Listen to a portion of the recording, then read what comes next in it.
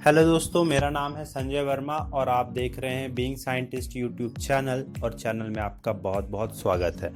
दोस्तों, हम और आपने हिकअप्स को काफ़ी एक्सपीरियंस किया है। हिकअप्स यानी हिचकियाँ, ठीक है। तो हिकअप्स आने के पीछे की साइंस और इसके कुछ कारण और थोड़ा बहुत हम होम रेमेडी के बारे में आज डिस्कस करेंगे। तो बिना देर किए हुए चलिए शुरू करते हैं। तो दोस्तों, हमें हिकअप्स को जानने के लिए हमें नॉर्मल ब्रीथिंग प्रोसेस का पता होना ज़रूरी है। ब्रीथिंग प्रोसेस में हमारे रिब्स के बीच में प्रेजेंट इंटरकॉस्टल मसल और डायफ्राम का रोल होता है।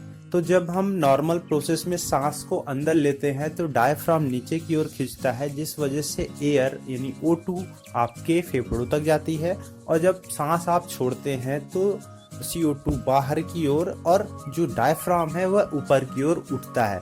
तो अब हिकअप्स में होता क्या है कि हिकअप्स क्या है कि डायफ्राम का छोटा सा या थोड़ा सा कॉन्ट्रैक्शन है। इस वजह से क्या होता है कि डायफ्राम थोड़ा सा नीचे खींचता है तो थोड़ी एयर आपके फेफड़ों तक जाती है। इसी बीच क्या होता है कि ग्लॉटिस जो आपके थ्रोट में प्रेजेंट होता है वह फूड को विंड पाइप में जाने से रोकता है। तो ग्लॉटिस के बंद होने से थोड़ा एयर ही आपके विंड पाइप में जाती है। इस वजह से एक साउंड प्रोड्यूस होती है जिसे हम हिक बोलते हैं। तो जो हिकअप में हिक आया है वो यहीं से आया है। तो अब हम इसके पीछे के कुछ कारण के बारे में डिस्कस कर लेते हैं। तो इनमें कुछ प्रमुख कारण में सबसे पहला है ईटिंग एंड ड्रिंकिंग।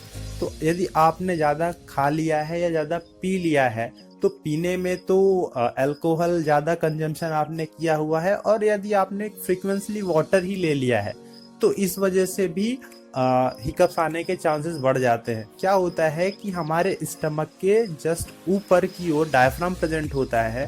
तो जब हमने ज़्यादा कंज्यूम कर लिया है तो हमारे स्टमक में थोड़ा सा एक्सपेंशन होता है। तो अब जब हम सांस लेते हैं तो डायफ्राम नीचे की ओर खींचता है, जिससे वह स्टमक से इरिटेट होता है। इस वजह से भी हिकअप ट्रिगर हो जाते हैं।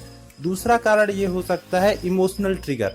अब क्या होता है कि इमोशनल ट्रिगर में आप में ज़्यादा एक्साइटमेंट है, आप में ज़्यादा इमोशनल, आप बहुत ही ज़्यादा इमोशनल हो गए हैं, तो इस वजह से भी हिकअप ट्रिगर हो जाते हैं। इसके अलावा कुछ कारण हैं कि आप शेविंग के दौरान नेक में स्ट्रेच हो गया है, या ज़्यादा आपने मेडिकेशन ले ली है, और ज़्यादा आपने वेंटिलेशन है, ज़्यादा आपने अपने अंदर हवा ले ली है, मतलब हवा को आपने इनहेल कर लिया है। तो इस वजह से ये कुछ कारण हैं जो हिकअप्स को ट्रिगर करते हैं।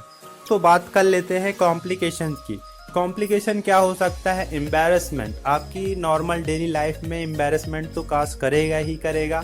इसके अलावा nausea, weight loss, sleep loss, fatigue, dehydration, sadness, anxiety, depression, ये सारी चीज़ें भी आपको इनका सामना करना पड़ सकता है। दोस्तों, जब हिकअप के लिए आप डॉक्टर के पास जाते हैं तो आपको दवाइयाँ सजेस्ट करते हैं। 80% केस में क्लोरोप्रोमेजिन की 25 से 50 मिलीग्राम की ड्रग इफ़ेक्टिव पाई गई है, तो वह आपको दे सकते हैं। इसके अलावा यदि ज़्यादा सीरियस हिकअप्स होते हैं तो डॉक्टर आपको सर्जरी तक के लिए भी रिकमेंड कर सकता है। दोस्तों, हिकअप्स के कुछ होम रेमेडी है, उनके बारे में हम डिस्कस कर लेते हैं। आप कुछ मत करिए, एक ठंडे गिलास का पानी है उसे पी लीजिए, आपको तुरंत उससे राहत मिलती है। अब दूसरा आप काम क्या कर सकते हैं, एक पेपर बैग लीजिए, उस पर आप सांस लीजिए, सांस छोड़िए। इससे क्या होगा, CO2 लेवल फेफड़ों में बढ़ेगा और जो मसल कॉन्ट्रैक्शन, जो आपका डायफ्राम का कॉन्ट्रैक्शन हो रहा है वह कम होगा। तो इससे भी आपको राहत मिलेगी। इसके अलावा आप शक्कर के ग्रेनुलेट्स कुछ खा सकते हैं, और आप यदि ठंडे हाथ हैं तो उन्हें आप अपने फेस पे प्रेस करिए, इससे भी थोड़ी राहत आपको मिल सकती है। तो दोस्तों, ये तो हुई बात हिकअप्स की। आपसे फिर मिलेंगे नेक्स्ट वीडियो के साथ। तब तक के लिए जय विज्ञान।